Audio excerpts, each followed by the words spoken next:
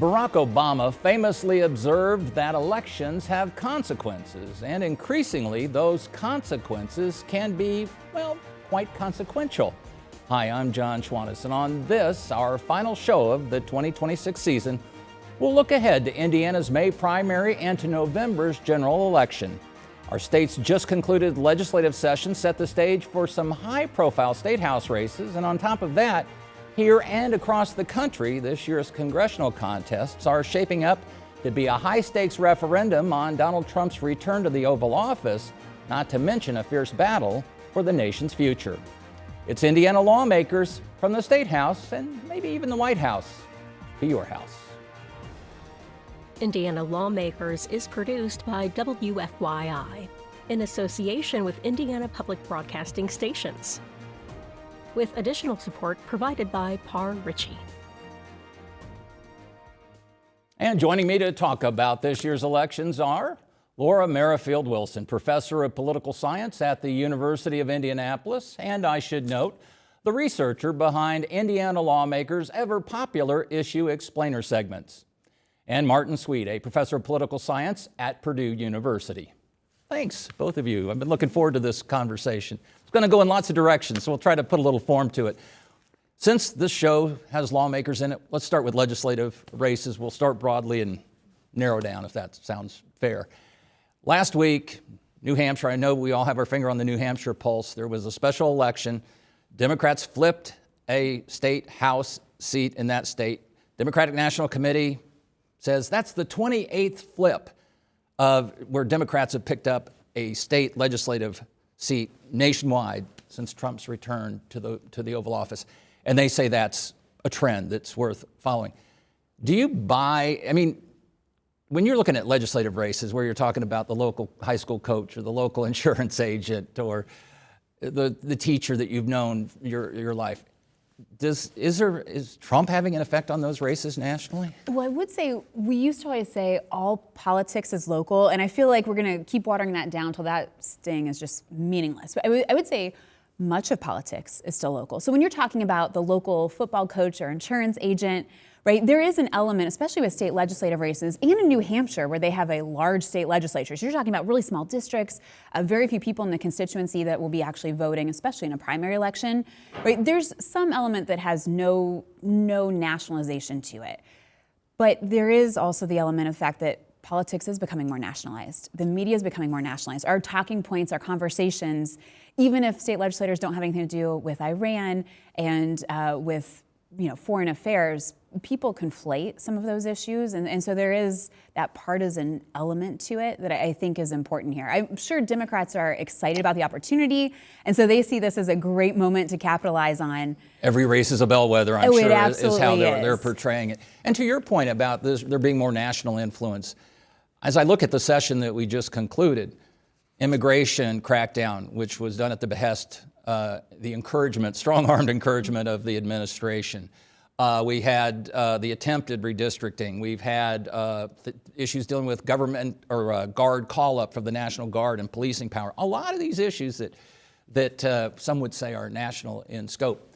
Martin Sweet, you agree with your colleague's assessment that we shouldn't read too much into, if in fact the number's 28, I'm going on the DNC numbers on that, legislative races.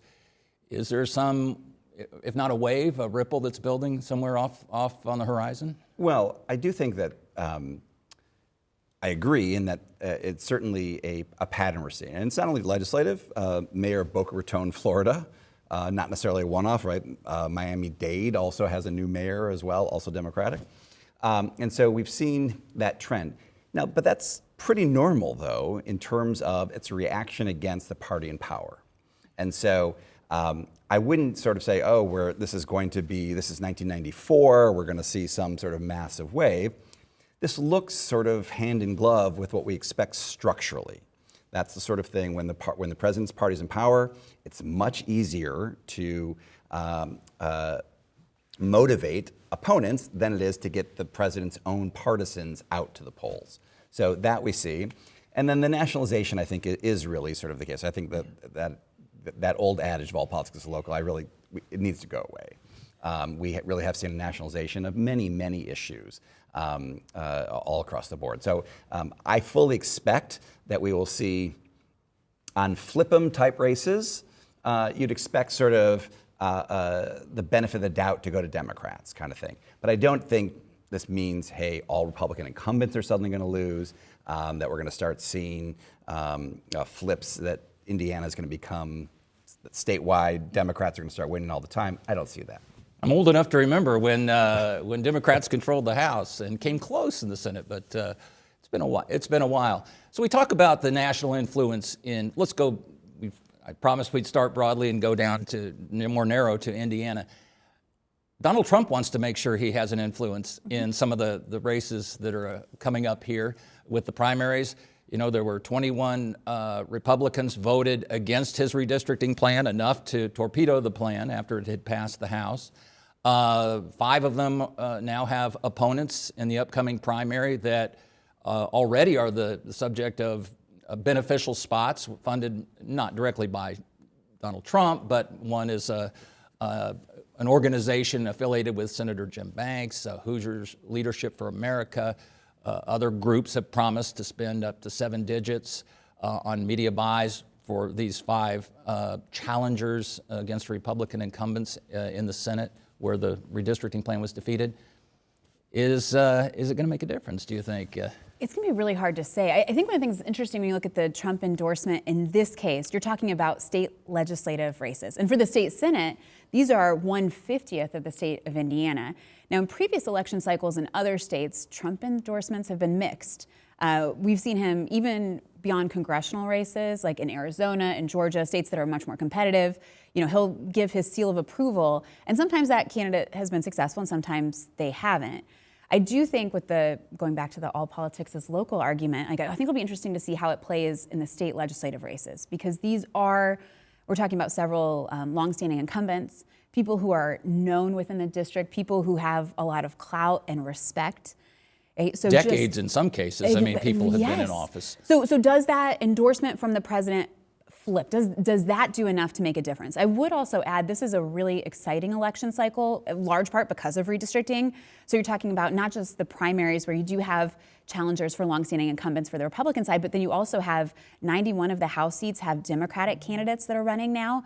All 25 of the Indiana State Senate seats have Democrats running too. So minimally, you have some kind of competition. Some of them may be sacrificial lambs. I'm not saying they're all quality candidates or viable candidates, but that is really interesting and gives voters something, I think, to come out to the polls for, and something to look and be excited, enraged, whatever, engaged about.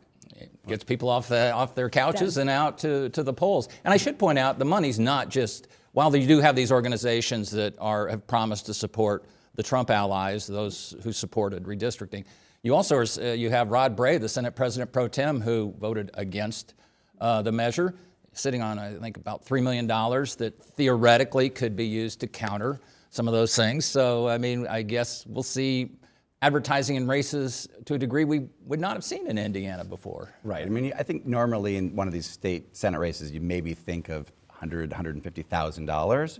Yeah. When you look at the Jim Banks money, when you look at TPUSA, Club for Growth, there could be $700,000, $800,000 in each one of these districts. Now, how do you spend that money? Do TV ads move things anymore? Especially since it's such a compressed, I mean, we're looking at a primary that's on May 5th, so it's... But I do think Indiana's in a particularly special situation in that the president's numbers here are actually still really strong.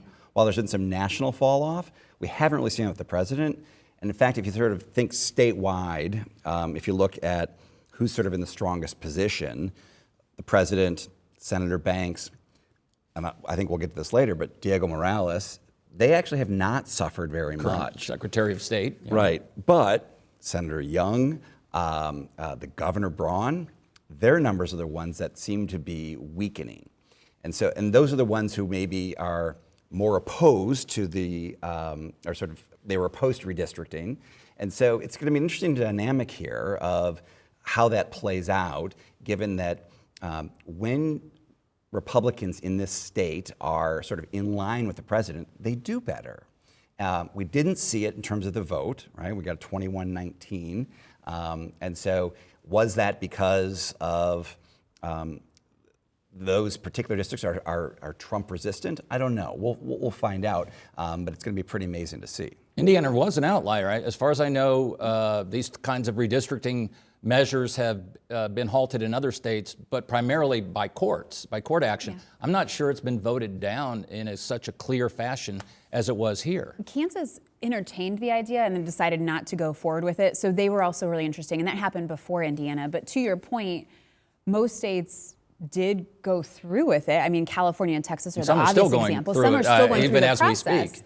So we really were an outlier there, and I think that does say something to the unique politics that we see here as well. Well, and I also think that's one of the things that something like President Trump will remember when it comes to Governor Braun. Yes. Right, and that in particular, especially since now Virginia has moved their maps, Maryland has moved their maps, and so they've made the playing field more difficult for the president, who was really trying to counter historical trends, right? We always know the president's party loses seats nationally, other than FDR one time, President Clinton after an impeachment, and then President Bush after 9/11.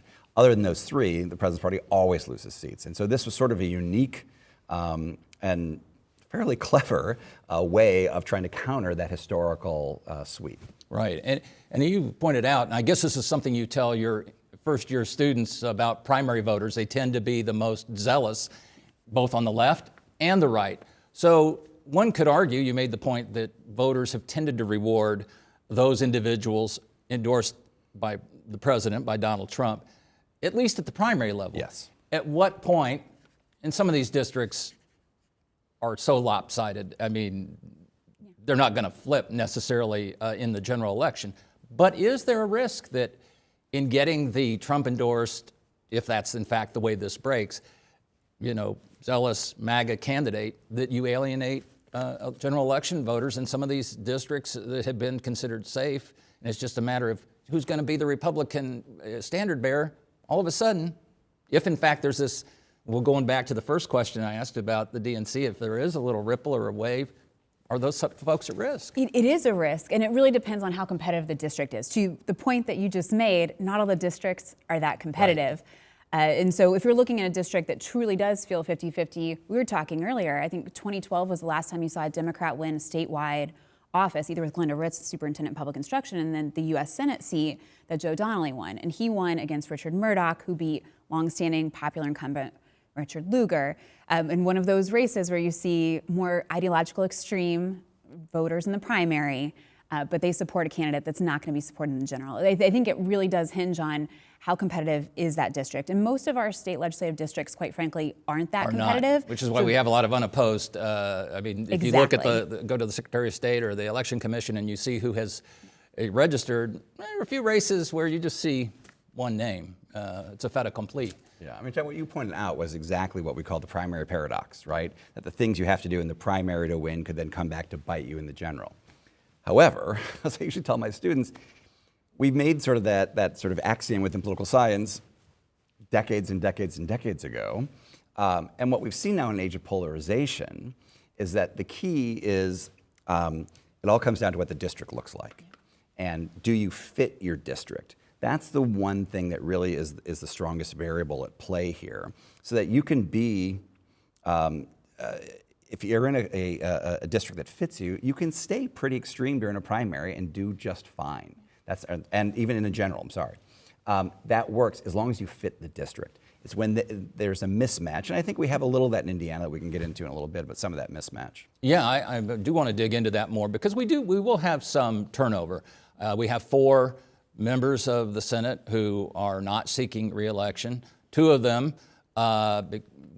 one definitely because of another race he'll be on. J.D. Ford will be on the ballot seeking a congressional seat.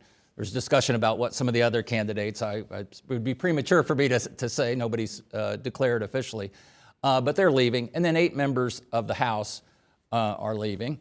And there's some other interesting contested primaries with longtime Ron Alting, committee chair from Lafayette. And again, it's both sides. Greg Stierwald, longtime Republican member of the House. I'm not asking you to, okay, I will ask you. Right now, there's supermajorities in the Indiana House and the Indiana Senate for Republicans. It's 40-10 in the Senate and 70-30 in the House. Let's start with an easy one. Will there be supermajorities in those two chambers come, let's see, November 30th is the election, come November 4th, or we'll be gracious and say it might take a while to count all the mail. A week later, we'll give you a little That's wiggle the room. easy question, That's John? the easy I don't question. think that's Yeah, the easy that's question at all. I do think, especially for the Democrats, they see that every race is an opportunity, but so much of it is district bound. So just because you have an open seat, of course, you might have a strong candidate. How's that district drawn? What kind of composition of voters do you have? I'm going to go to the easy question you didn't ask me, but we haven't said incumbency advantage yet, and I think that's so important in all of these races, right? The average for state legislatures is around 90%. So barring those open seats that you're just describing, right, even if you have a challenger, and it's possible 10% of the time they could win. I wouldn't like those odds, right, as a challenger, 1 in 10. Right, but for the incumbent, especially with the name recognition, we talked a little bit about money earlier, and money can be really impactful, though, as you said, we only have a couple months until the election cycle. You're talking about infrastructure, outreach, mobilization, marketing, so many different things, so many places you can spend that money in a really short amount of time. I think the incumbency advantage wins out, and I'd really caution with those open seats, maybe Kyle Walker's in Lawrence, for example, but how many of those could reasonably be flipped? If everything else were the same, looking at that district. I think understanding the district demographics is so important in elections right now, and certainly in Indiana and our state legislative races. And I wonder if some of especially the Indianapolis seats that are opening up, again, some now controlled by Democrats, some Republicans, they're drawing an unusual number, it seems to me, of high-profile candidates who might appear to be, they're familiar names maybe to voters, so they may appear, Kerry Forrestal, sheriff who's seeking office, John Ruckelhaus, a former state lawmaker, familiar name, family name, certainly in Indiana, Mike Delph, a former senator, both vying for those seats. So it's a little bit of a twist here where you have some familiar names that voters might go in there and say, which one is the incumbent? It's a twist, and it's also a little bit, there's some irony built in here too. So, for example, on the J.D. Ford spot, right? We know he's leaving to run in Indiana's 5th. Republicans are in a strange spot this year, and at the top of the ticket is going to really be led by the Secretary of State's race. And so that's not necessarily one that's going to bring out much support. Democrats are motivated. Probably Victoria Spartz in the 5th is, if any member is vulnerable, she would probably be the most vulnerable. Probably, as I was intimating before, probably the least best fit of any member. Well, in a district that the nature of demographics, don't forget, I remember when Marion County was solid, this was like Orange County, California, right? Lock, solid Republican. Things change. That has changed. And J.D. Ford in that race might have an effect on some other races. So, for example, the one I'm thinking about is Danny Lopez, right? And so Carmel representative. Right. If you think of sort of like Hamilton County, sort of suburban voters, if they're now motivated to come out for J.D. Ford, do they then cross tickets to vote for the incumbent, Danny Lopez, or do they then say, oh, well, I'm voting Democrat, I'm probably going to still vote Democrat for the challenger? And so that's the kind of thing we can play. And it should be noted that someone like Danny Lopez, who's probably one of the more moderate, traditional sort of business, Mitch Daniels type somebody who I believe voted against redistricting in the House. Right. That sort of thing, he's the one who's probably most vulnerable, right? Which is sort of one of the ironies of elections, that when you have sort of these swings, the people that get picked off are not the extremes of the other members. It's the most moderate of the other party that gets picked off. Martin, you mentioned the Secretary of State's race being at the top of the ticket. Even more interesting, perhaps, than usual this year for a lot of reasons. Diego Morales, the Republican incumbent, has supporters and detractors. I mean, there are people within his party who would just as soon, and he does have opposition, I believe, in the party to a certain extent. But then you look also, former Indianapolis Mayor Greg Ballard is running as an independent, although he said it'll be the Lincoln Party because he can't call himself, under the way election law works in Indiana, technically independent. And then a name that few people have heard about, the Bai name, Bo Bai, seeking an office that sort of launched his father's career. Of course, he won that in '86. Evan Bai I'm referring to, 2 years before he was successful in his bid for the governorship. Talk about that race. That's going to be a humdinger. It is, and I think it's that plus redistricting makes this an unusually exciting election cycle, because by all margins and standards, this should not be. We don't have a U.S. Senate race, right? It's obviously congressional midterms. We don't have a presidential race. We're one of a handful of states that elects our governor at the same time as president, which I think is a horrible idea, but it's what we do. So Secretary of State is the top of ticket. But you're talking about three, I think, well-known commodities, albeit to different degrees, right? For Bo Bai, known probably best for his surname, but certainly making the rounds. I imagine in Indianapolis and Marion County, Greg Ballard is still very much known. I don't know about the other 91 counties. And Diego Morales has had some self-inflicted vulnerabilities, liabilities, if you will, but he is the incumbent, and we said incumbency advantage does matter. So I think this is a really interesting race. And most interesting with Ballard's entry, because the question I have, and when you look at the way voters distribute, does he pull from moderate Republicans who look at Morales as being too extreme for their party? Ballard obviously was a Republican before. Or does he pull from Bai voters, right? People who see themselves as more independent and just wouldn't want to support what we currently have in office, but would want to support someone they think would be a realistic alternative. I'm really fascinated. Well, let's give Martin a chance to answer that, because he alluded to it just a moment ago when he talked about that race and how, Danny Lopez may or may not benefit from some of these other cross currents. Weigh in on that. Right. I think that's really one of the most interesting dynamics here, is that you've got a solid sort of Trump Republican, effectively for lack of a better term, a never Trump Republican, independent, whatever we're going to call it.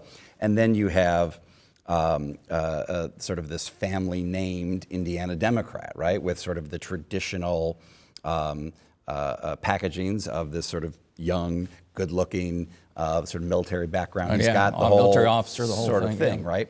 I don't know which way it cuts, because you have so many voters in Indianapolis who were Greg Ballard fans, right?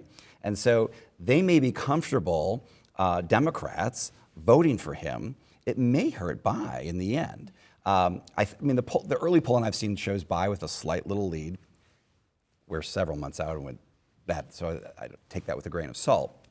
But I don't think it's a foregone conclusion which way he's going to pull those votes. In the same way, if you think back to Ross Perot, which votes was he going to pull, right? This is not like a Ralph Nader type thing where that's only coming from the left, right?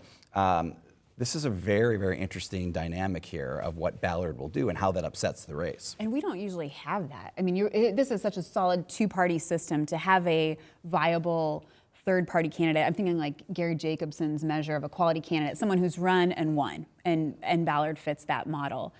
You really could see a split where you see it in other states and in other races. You don't usually see that in Indiana, which makes it pretty exciting. This would be an interesting time to do away with straight ticket voting, because then you might, which I guess we have 100 years to wait on that, and we still would be awaiting, I presume, because that cuts two different ways, obviously. Before I do want to talk about the congressional races, because that was the 9 seats. It was going to be, it had redistricting gone a different way. At least the White House projection was it would have been 9 Republicans instead of the 7 that are there now. But before I ask you to handicap that, do you want to wade into the territory that Laura wouldn't? You're going to predict the Indiana House and Senate? If not, I'll give you the same dispensation that she got. So. Yeah, I mean, certainly too soon to tell on a lot of that, and they'll come down to individual things.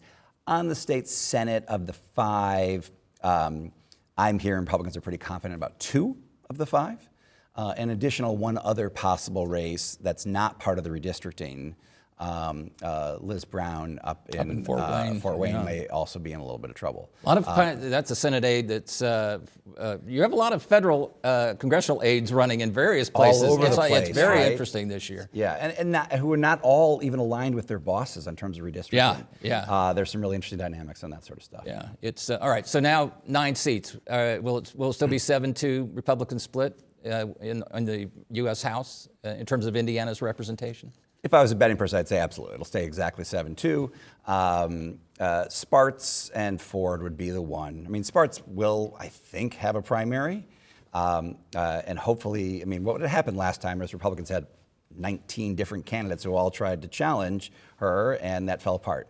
I mean, Sparts, what I was saying before, is a little bit of a uncomfortable fit for the district in that when you go back to sort of all the Kevin McCarthy stuff and sort of the leadership challenges, it smacked of someone, it was a bit erratic, right? when she would vote present, when she would show up, what she was threatening to do. And she aligned herself with some of the more extreme members of the Republican Party, the Matt Gaetzes of the world, the Lauren Boeberts of the world, whatever. But the thing is about a Matt Gaetz of the world, when Matt Gaetz left office, he was replaced by someone who looked just like him policy-wise. When you think of what Carmel, Indiana would produce, Victoria Spartz is not top of mind. You wouldn't think extreme erratic. And so there is this uncomfortable fit for her in that district, and that's exactly the kind of incumbent who can lose. I don't know that'll happen given this race and how many, especially as a district, this is no longer Susan Brooks's district. I was going to say, right? yeah, Very former U.S. different. attorney who had the seat beforehand and Right. probably was, to your point, a match. She was a perfect fit for the district, right? But this district has now shifted. It has gone further north, further east in a way that does tend to benefit Spartz a bit more. Only a couple minutes, and it seems incumbent on us, play on word, to talk about the voting process. You know, Indiana has historically low turnout. Sometimes we're like 49th, you know, we're number 49. I don't see the foam finger anybody's waving around at that. And there were efforts to shorten the early voting from 28 days to 16. Didn't get called down, didn't happen. But now the president is really pushing, as we've seen, the SAVE Act, which would essentially do some of the same things that Indiana's been doing since 2005 with voter ID, maybe some twists in terms of new pressures on mail-in voting. Yeah. Indiana, are we destined for another anemic turnout, at least for those who, if 100% is a robust turnout? Sure. There's a lot of reasons we're low nationwide, and so many of those are institutional features. So the fact that you have to qualify for an absentee ballot, that we do have polls 6 a.m. to 6 p.m. They're the earliest closing polls in the nation, right? There's some of those things that haven't changed, so I think that hurts.